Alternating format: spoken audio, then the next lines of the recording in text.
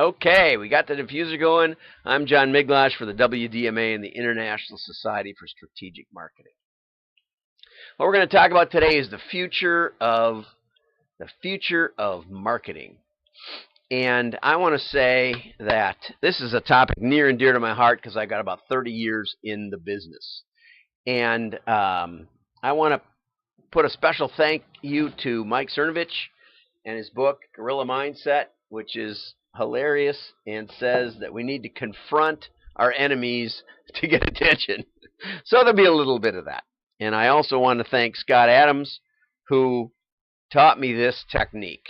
We'll just go. This technique. Now that we're calmed down, now that everything's working, here's Dilbert up on my mantle, up on my bookshelf. There's Dogbert, who teaches me how to control all of you. So I want you to take your beverage. This is from Johnson Direct. See that? Johnson Direct. And Johnson Direct, Grant Johnson. Brad Johnson's a kid I went to grade school with. But Grant Johnson is a great mind in direct marketing advertising. So I highly recommend him. Here's his plug. Now, we're all going to calmly take a sip of our beverage. Oh, that's so good. French roast. Fresh ground Altera from the Piggly Wiggly. Okay, so let's get into the slide presentation. There's a way to toggle these, but I don't remember what it was. And I used to be really good at all this, but now I'm just pedestrian. So I will look down. So back in the day, probably the dawn of big data, I was over at General Motors. EDS had me come over to try to fix the General Motors credit card system. 15 million customers and all of their credit card transactions that had been going for about 18 months. And, oops, almost dumped the coffee. And I wanted to use my left hand so I could plug Grant Johnson, but, sometimes you do what you can do. Anyway, so they had me come over, and I was taking a sales course, so I said to them, why am I here? Why am I here? And they said, oh, well, you're this database guy. You're kind of a pioneer in this thing, and you can fix what we've got because we just don't seem to be able to get what we want out of it, and we don't seem to have the right data. And so it got around to me, and I said to them, well, what do you really want to know? And they said, oh, what we really want to know is who would have bought a car without the $5,000 rebate we're offering them. And I paused for a minute, and I said, okay.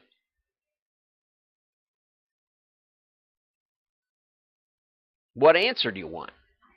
And they looked at me and they said, wait a minute. We thought you were a data guy. It's hard to do the punchline, the slide punchline, and thinking about the streaming. My head is, is all over the place here. But anyway, the point was that they were hoping that some magic way I could compare the people who had been customers before the credit card and now signed up for the credit card and somehow magically decipher what the difference was.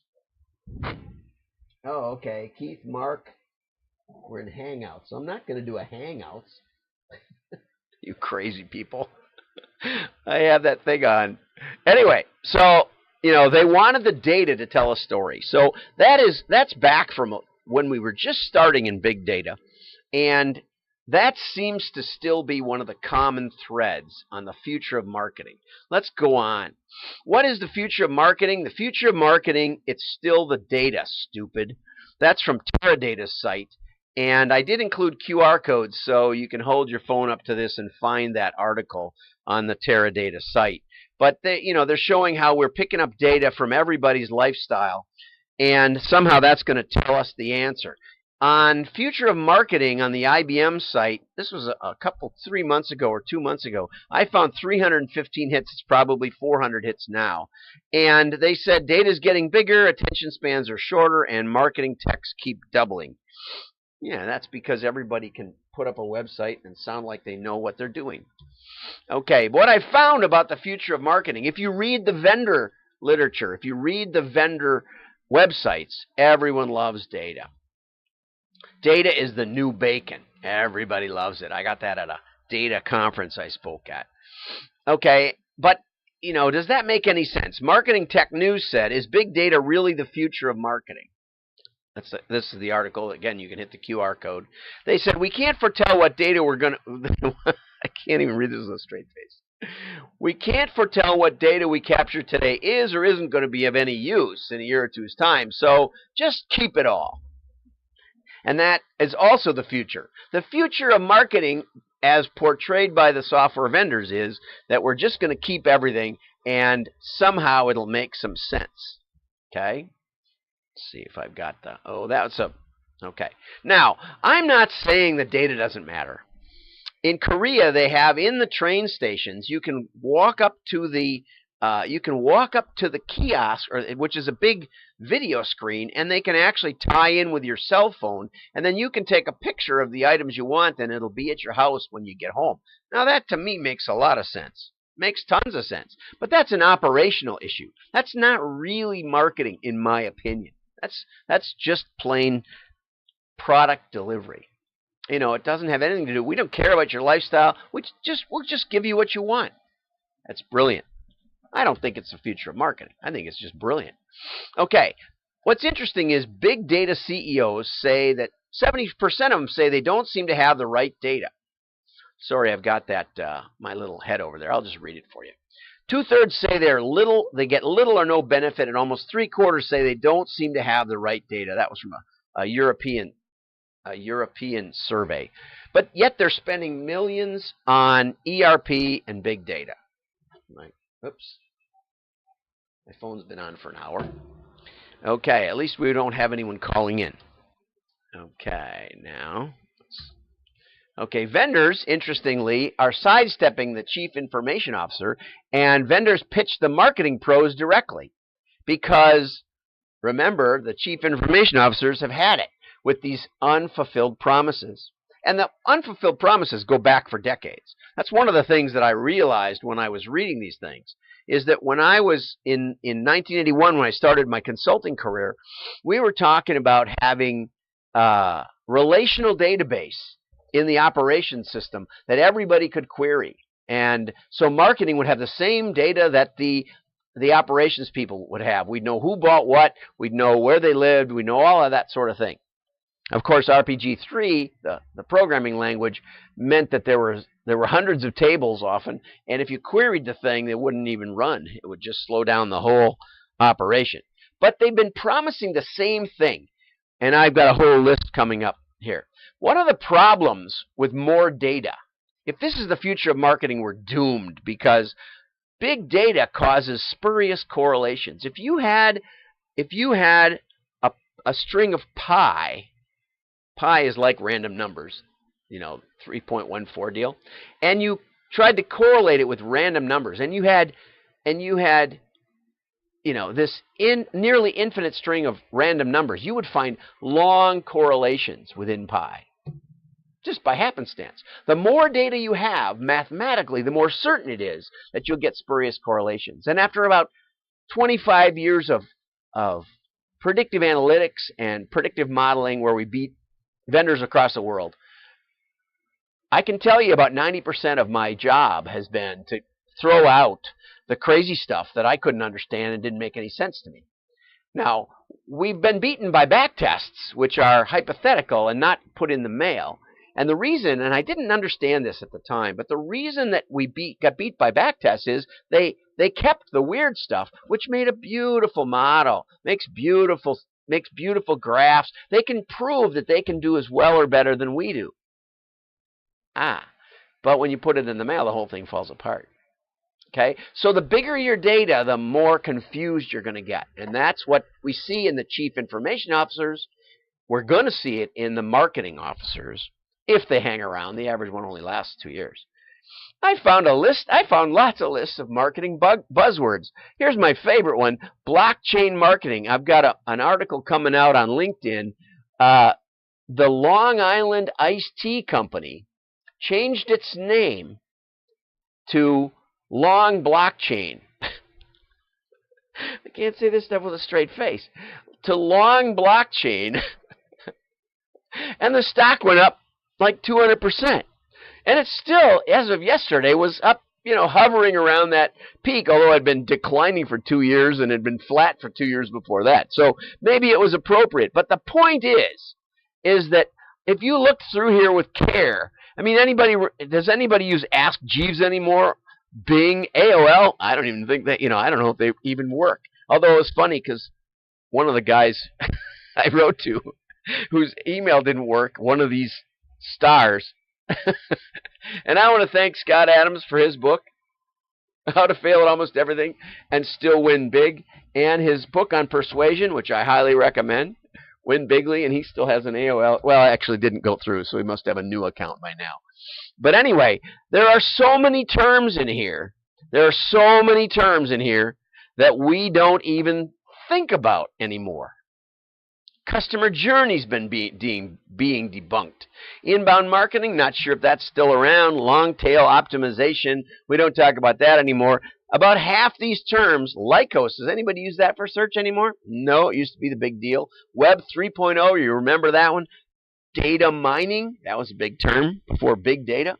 Okay, so we got tons of terms. So if you want to know the future of marketing, I can tell you with 100% certainty, 100%, the future of big marketing. Oh, before I tell you the answer, I just want to point out that I was a pioneer in Salesforce automation. We called it integrated marketing. It went to Amico, then Deluxe Check, then 3M, then HP, and then, Tom Siebel was out there at HP, and I actually wrote to him and said, did you buy into that automated sales automation and integration? Because he anyway came up with the CRM in 1981. I had to go to the Postal Service in Chicago because they thought they were personalized letters when I invented data-driven personalization.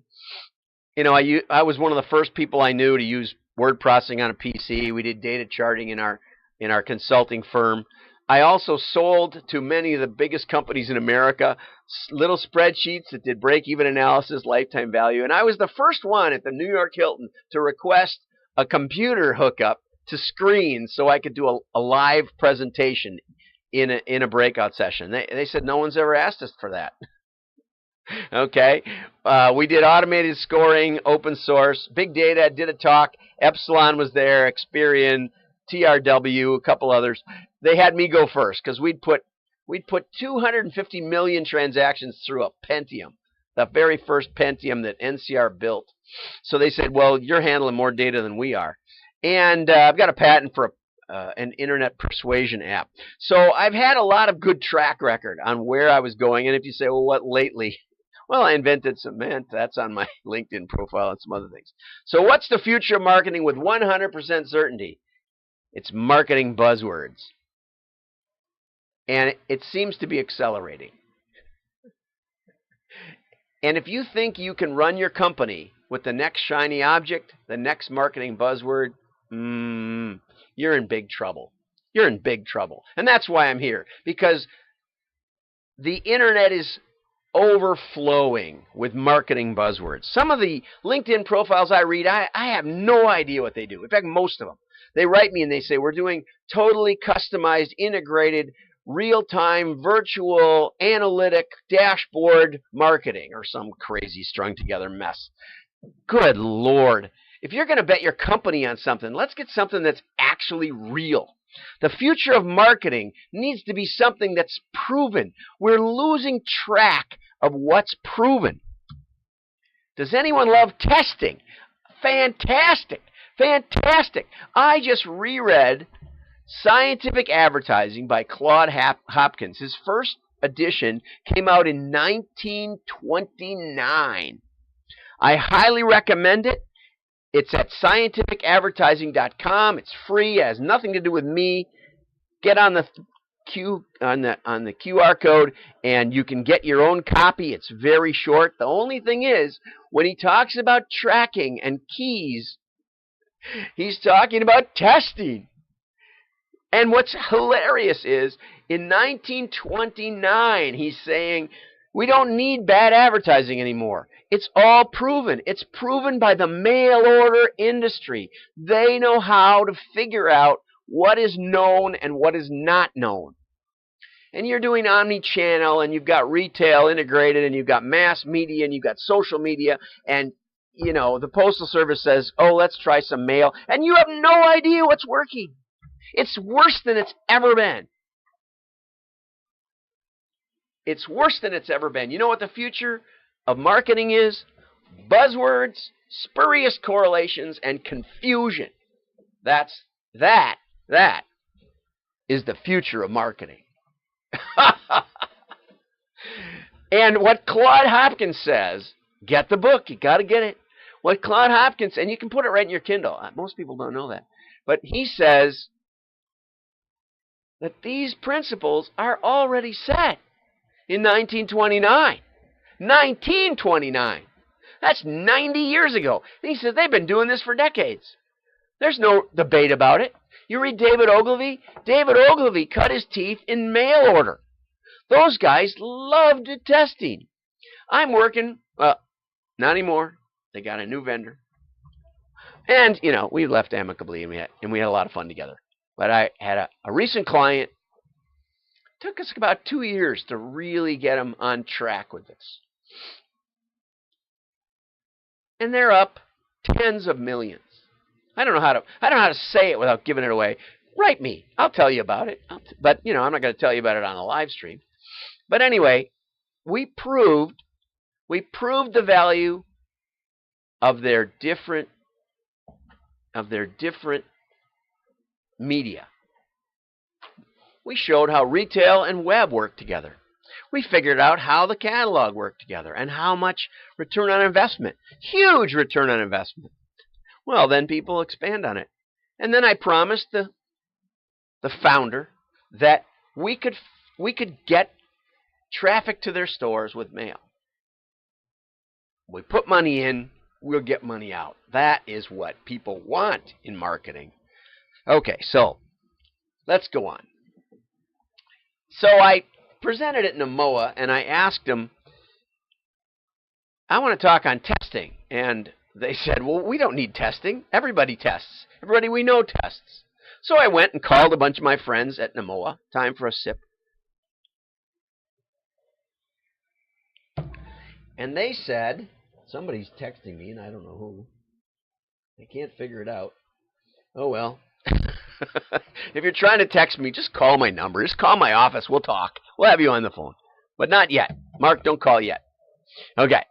They said, our finance guys don't like testing because holdouts, which is the best way to tell what's going on. And you know, I go to these sessions where they've got first touch, last touch. They've got all these debates. I don't know what the heck is going on in my own head. I don't know why I buy something. You know, the check engine light goes on, I buy a car. But until it does, I don't. And, you know, the furnace makes funny noises. I better buy a furnace. I'm in the market for, you know, a few minutes. So in order to find out what's really going on, don't tell me I saw your message, because I probably did. But I don't even know what's going on. Okay, people, these are quotes. They said the finance guys don't like testing because it reduces our sales and profits. That's true. We don't mail some people. We make less money. We don't email somebody. We make less money. Whatever you have that's working, if you do less of it to see its impact, you'll make less money. But you know what? In the long run, you stay in business.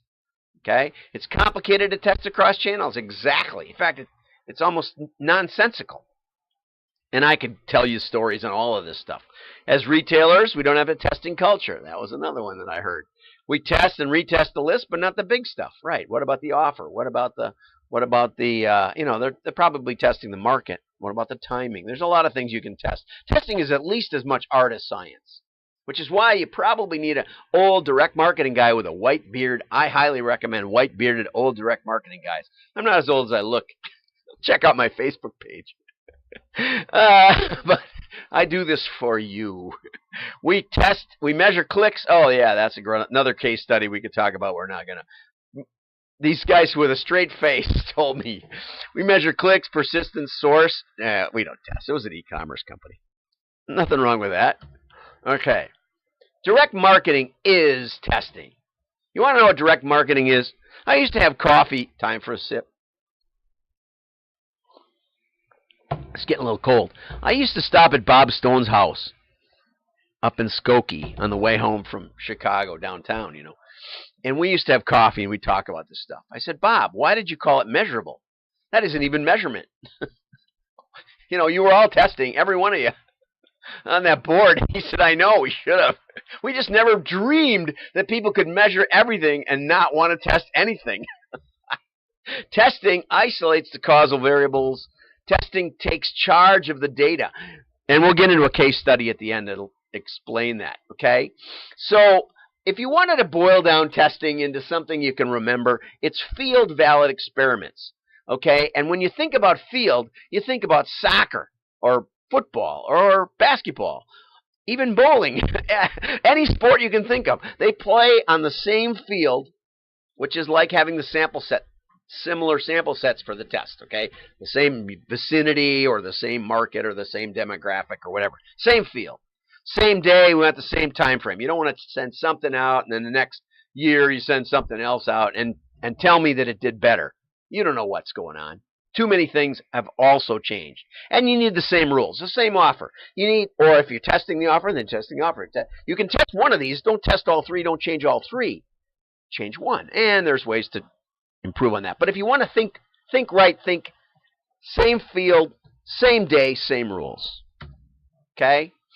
So it takes charge of the data. Testing with buying drives strategy. So we can measure all kinds of things. We can measure clicks and eyeballs and density and where your eye goes on the page and shares and you know. But what we want to do is we want to measure buying. Okay, testing connects the data to strategy. So what should GM have done? Well, obviously, they should have set up a test. They should have set up something besides the $5,000 rebate because that was ridiculous. They were sending this credit card offer to their customers who had been buying repeatedly and were probably going to buy again with no incentive whatsoever. They could have given them 50,000 airline miles. They could have given them some free options or travel package or almost anything that would have been less expensive than the $5,000 rebate. Give them cash. Give them the rebate in cash. They would have signed up for the credit card. Anyway, bad offer. Not in existence anymore. Okay. What's the problem with data? Data is historical. There's always a gap between the past and the future. There's never enough data to make a decision. This is the problem here. Past data is static, historical, accidental. A lot of, one of the big problems with one click, now you can incorporate that, but one of the big problems Amazon has is I didn't mean to buy that. Now Alexa is ordering, little kids are ordering $175 dollhouses, and they read the story on the news, and the newscaster was talking about Alexa buying this dollhouses, and sure enough, Alexa bought them for the people whose Alexa was running in the background. So this is great for observation, but it does not tell you how to predict the future. The future is dynamic, hypothetical. It hasn't happened yet. It's strategic, and that's what marketing talks about. The best we can do is get a hypothesis, and that is what we test. Got it? Field valid experiments. You want to make an offer and sell something so that you're not doing accidental. This is the key to getting the right data. This is foundational, fundamental, been around for 100 years. This is something you can bet your company on, or you can change the name to blockchain. Incidentally, I have signed up to be an expert on Scott Adams' blockchain technology. Hire an expert over your phone deal. I don't know what'll happen, but I like Scott. I feel like I know him because he does these things a couple of times a day, and I really enjoy it. So I highly, highly recommend that you follow Scott Adams on Periscope. Okay, so here's a diagram, and we're not going to bother with that. And here's my definition of direct marketing. Testing plus, which implies measurement, right? It implies measurement. It implies creating a response. But transactional data says we're going to buy something. We're going to keep the data. So testing plus transactional data gets you strategic, explicit knowledge. My definition of direct marketing. That's something you can bet your life on. We'll skip that. Case studies. Okay, here's a little one I was given. We built this catalog. I just want to explain how important this is. we designed this catalog. We had big name clients like Pontiac, Ford, 3M, Caterpillar, Case, you know, all kinds of people. And so we were bringing class to this tchotchke industry, which we called it behind closed doors. And I would hand it to my friends who own businesses, and they would say, what do I need a Pontiac hat for? And I'd say, no, that's not what we're doing. Even though it's said on here, every item in the catalog can be customized to feature your company. So after I fired the creative director who would not run the test, here's the test. I just want to show you the difference there. You can see that. And I'm a little disappointed at how fuzzy this comes out. So maybe you can't even tell. But if you can read that, what we did was we kept the items the same. We kept every word of copy, every price, every character in the catalog was the same. But we changed it to your imprint here, custom embroidery. We featured what we were doing on the cover, just the cover. We mailed out 600,000 pieces, 300,000 to each half. Okay, remember? Same field. A-B split. Okay, same day. Right? Same offer. Everything else in the catalog was identical. Just this image. What do we get? 40%. 40% lift. We thought it would only impact our prospecting because they were the ones who clearly didn't know us. But even our customers, it increased it. Why? Because it's not the same guy who's buying this year that bought last year. You know, this guy was in charge of the company picnic. Now somebody else is. He hands him the catalog. Guy doesn't know what he's doing it for. You know, or the mailroom hands it to him. Okay. Another one. Case Facebook branding. And we're going to skip over this. Hillary claimed to have all the big data. Now, some people have taken issue with that and said that Barack Obama had the data and didn't give it to Hillary. Who knows? But both thought it was really important, and Barack Obama was the poster child of big data. 2012 was all about big data. Okay? 2016 was a $2.4 billion budget. How much did Hillary spend? $1.4 billion. Trump spent under $1 billion. Okay, and the cost per delegate won, per electoral college vote, was $6.2 million versus $3.1 million, all from the Washington Post. Trump spent half as much per electoral college vote. And I don't want you to get hung up on Trump. It doesn't matter. I want you to hear about Brad Parscale. He was on 60 Minutes. I called his office because this was driving me nuts how they did this. What really won the election? And I read about 40 articles. And it turned out that there were hints in there that they were doing a lot of testing. So I wrote an article about what I thought, and it's available on the WDMA website. It's down a couple of, just scroll down, wdma.org. And I called his office and I said to his receptionist, do you ever hear the term direct marketing around here? She said, oh yeah. Direct marketing is in our DNA. That's all we talk about. This is the receptionist. Okay, great. So anyway, I sent the article to Brad, and he wrote me back, and he said, and they did what they had done is 100,000. I saw one. I think it was not Breitbart. It was the one of the financial magazines said they did 100,000 Facebook variation ads. No, they did that in a day by the time they got done. They were doing a lot of modeling by the time they were done. But Brad wrote me back, and he said we used direct marketing for testing. We sold hats, signs, bumper stickers, etc. And we moved every nickel to Wisconsin and Michigan by the end. Okay? He was using direct marketing testing. That wasn't all they did. I'm not asking you to become a junk mail company. What I'm saying is you need to use the principles that Claude Hopkins talks about in your strategic decisions about what media you use. Okay, so so why is direct mail great for testing? Because we have, I'll put this in for direct mail. I'll put a plug in. Easy A/B capabilities. You get neighbors. It elevates behavior. Usually we're trying to sell something or at least get a lead and keep track of it.